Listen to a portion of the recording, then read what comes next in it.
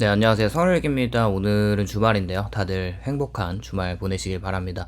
오늘은 이제 요즘 취업 시장에 대한 생각을 이야기해 보려고 합니다. 실제적으로 일어나고 있는 상황에서 여러 가지 이제 소식들이 들리잖아요. 최근에 한국 사회에서 이 취업 시장이 어렵다는 이 청년 실업이 또 심각하고 안정된 일자리가 줄어든다는 말이 반복적으로 나오고 있는데, 뭐 과거에도 계속 이제 이런 취업 시장이 좋았다고 이야기를 들어본 적이 없는 것 같긴 한데, 뭐 여기에 더해서 단순히 뭐 요즘 취업이 안 되는 것뿐만 아니라 일하던 사람들이 나가야 한다는 이제 밀려나는 사례나 권고사직이나 사업의 위기나 구조조정으로 인해서 비자발적 퇴사가 증가하고 있다는 보도가 굉장히 많죠. 이제 곳곳에서 굉장히 많은 보도들이 나오고 있습니다. 이런 변화가 단순한 체감이 아니라 통계에도 반영이 되고 있다는 점과, 이러한 추세가 코로나19 이후의 구조적인 변화나 산업구조의 변화, 그리고 경기가 둔화되고 고용시장이 이중구조 심화 등이 맞물려서 나타나고 있다는 점이 중요한 것 같고요. 대표적으로 이제 게임 업계도 타격을 많이 받고 있는데, 생각을 해보면 게임도 많은 사람들이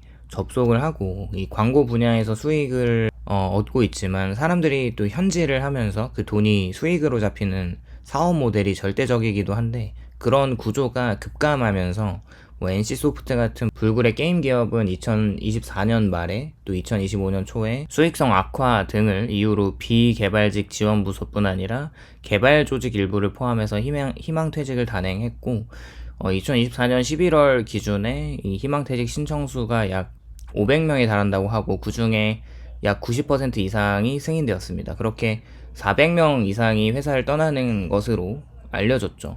어쨌거나 본사 인력 규모는 2025년을 기점으로 크게 축소가 되었고, 자회사가 분사되고 조직 통폐합 등 체질 개편도 함께 진행이 되었습니다. 또 LG전자나 LG디스플레이나 뭐 LG 계열사인 헬로비전, 뭐 LG그룹의 이런 계열사들은 25년 들어서 뭐 LG전자에서는 다들 아시겠지만 뭐 H사업본부 부진 등을 이유로 희망퇴직을 확대하였고, 대상이 50세 이상 고연령자뿐 아니라 저성과자까지 포함되기도 하면서, 또 LG 디스플레이나 뭐 헬로비전도 사무직이나 일부 직군을 대상으로 희망퇴직 프로그램을 운영 중이라고 하는 보도가 있죠. 또 이로 인해서 LG라는 브랜드 이미지가 반드시 안정적인 고용을 보장하던 과거와는 다른 국면에 접어들었다는 우려도 나오고 있습니다. 통신 쪽도 특히 이제 KT는 2025년에 희망퇴직 실행 기업 중 하나로 전체 인력의 한 6분의 1 정도가 퇴직 신청을 한 기업이라는 언급이 있고, 이게 한 2,800명 가량이 회사를 떠났다는 이야기가 있습니다. 이 또한 단순한 경력직 위주가 아니라 광범위한 직군을 대상으로 이루어진 감축이기도 합니다. 또 신세계그룹 계열인 특히 면세점이나 이마트 등 유통계열사, 그리고 몬플러스는 다들 아시다시피 이런 마트들, 이런 유통업들도 힘든 건 마찬가지이죠.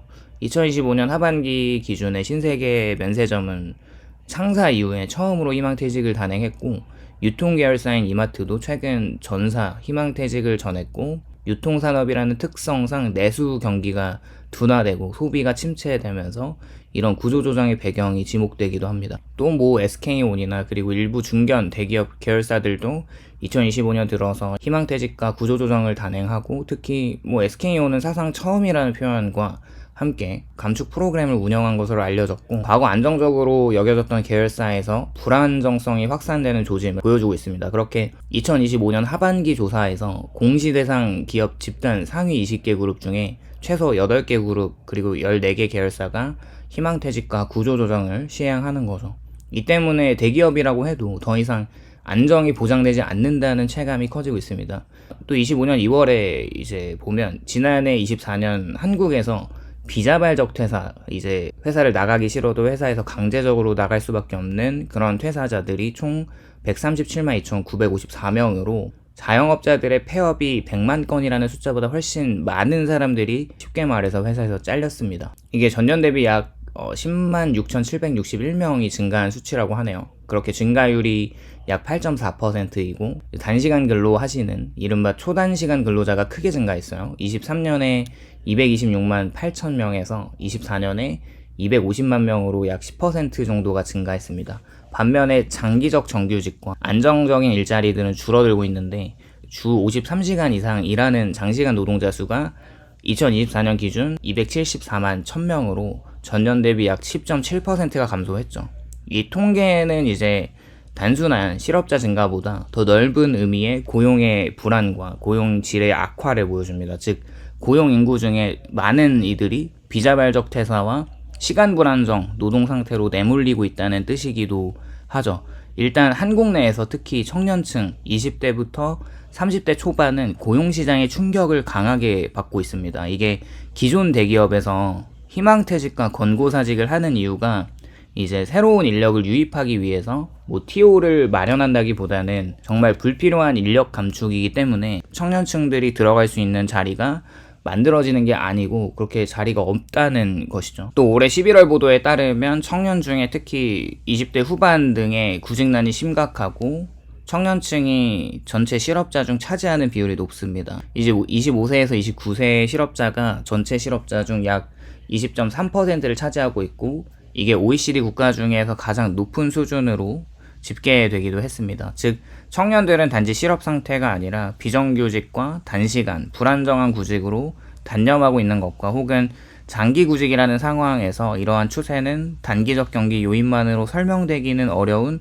장기적 노동시장의 구조 변화의 결과일 가능성이 높다고 생각을 또 하고 있어요. 왜 이런 일이 벌어지고 있을까? 단순히 이제 경기 둔화나 일시적 불황 때문만은 아닌 것 같고요. 최근 몇 년간 한국 고용시장의 구조 자체가 바뀌고 있기 때문인데 일단 확실한 거는 제조업 건설업 중심의 전통적인 고용 감소가 되고 있어서 25년만 보면은 제조업과 건설업에서 일자리 감소가 계속 이어지고 있죠. 건설 분야가 9개월 연속 고용 감소를 기록하고 특히 제조업도 7개월 연속 고용 감소를 기록하고 있습니다. 또 24년에서 25년 사이에 숙박이나 음식업 등 서비스 업종에서 아르바이트나 단기직을 주로 맡던 청년들이 많은 일자리를 잃었다는 것도 지적이 되기도 하죠. 당연히 이 제조업에서 나오는 어떤 그 기반에 이제 파생되는 서비스업의 이제 일자리들이 당연히 타격을 받을 수밖에 없는 것이죠. 이게 단순한 일자리 감소가 아니라 좋은 일자리, 정규직이나 안정적인 적정 노동 시간을 받을 수 있는 그런 일자리들이 줄고 있고 대신 불안정하고 단시간 노동 비정규성으로 몰리는 청년들과 퇴직자들이 많아서 그곳에서도 자리가 많지 않은 것을 의미하기도 합니다. 일단은 그리고 또 기업의 채용 방식이 변하고 있는데 경력 위주와 안정된 신규 채용이 감소화되면서 일을 처음 배워야 하는 청년 세대는 경력을 쌓을 수 있는 곳이 없으니까 경력직에 어떻게 지원을 할 수가 없는 거죠. 그렇게 기업들이 예전처럼 장기 채용을 통한 대학 졸업자 신입 채용을 줄이고 있고 경력직 위주로 채용을 하거나 비정규 계약직, 단시간직을 늘리는 방식으로 전환하고 있는 것이 사실이기도 합니다. 그렇게 즉시 업무 가능한 경험자만 찾고 있고 신입은 이제 교육하는 게 비싸고 리스크가 있다는 이유로 채용을 회피한다는 것이죠. 이 변화는 특히 청년, 사회초년생과 졸업 직후 구직자들에게 직접적인 타격을 줍니다. 앞서 언급한 장기 구직자 증가나 청년 고용률이 하락하는 이 흐름과 맞닿아 있다고 생각을 하고요. 24년 기준의 주 36시간 미만 근로자 비율이 전체의 30.8%에 달했다고 하면 초단기 근로자는 주당 1시간에서 17시간도 250만 명 선을 넘어가고 있는데 이게 한국의 고용시장이 이제 고용인 숫자만 유지만 하되 일자리의 안정성 그리고 노동 조건은 포기하는 방식으로 변화하고 있음을 나타내는 거죠. 결국 정부가 발표하는 고용률이 증가하고 실업률이 감소하는 이런 지표가 실제 체감과 괴리가 생기는 이유도 바로 여기에 있는 것이고 많은 사람이 일은 하고 있지만 그 일의 질은 낮고 불안정합니다. 국내뿐만 아니라 대외적인 상황을 보았을 때 경기 둔화나 소비 심리가 위축되고 수출이 둔화되고 가계 소비가 감소되는 이런 기업의 생산 감소와 고용 축소로 이어지면서 특히 제조업과 건설업과 전통산업 비중이 큰 기업들은 타격을 크게 받고 있어서 이와 맞물렸을 때 기업들은 비용 절감과 구조조정과 비정규직을 활용하고 권고사직을 선택할 수밖에 없습니다. 그 결과 비자발적 퇴사가 즉 일하고 싶어도 일을 할 수 있는 상황이 아닌 것과 단시간 노동, 이 고용의 질의 저하가 더 심화될 것 같다는 생각입니다. 결국 빠른 시일 내에 어쩌면 일을 할 수 있는 여건에 있던 사람들도 많이 힘들어질 것 같다는 생각이 들고요. 누구나 열심히 일을 하면 정규직이나 중산층, 뭐 안정된 삶이라는 과거의 공식은 더 이상 유효하지 않을 수 있다는 생각을 해봅니다. 오늘은 이렇게 개인적으로 일을 하고 싶어도 할 수 없는 시기가 점점 다가오고 있어서 아무리 힘들어도 퇴사는 지금은 하면 안 된다는 생각을 이야기를 해보았습니다. 오늘도 영상 공감이 되셨다면 좋아요와 구독을 부탁드립니다. 감사합니다.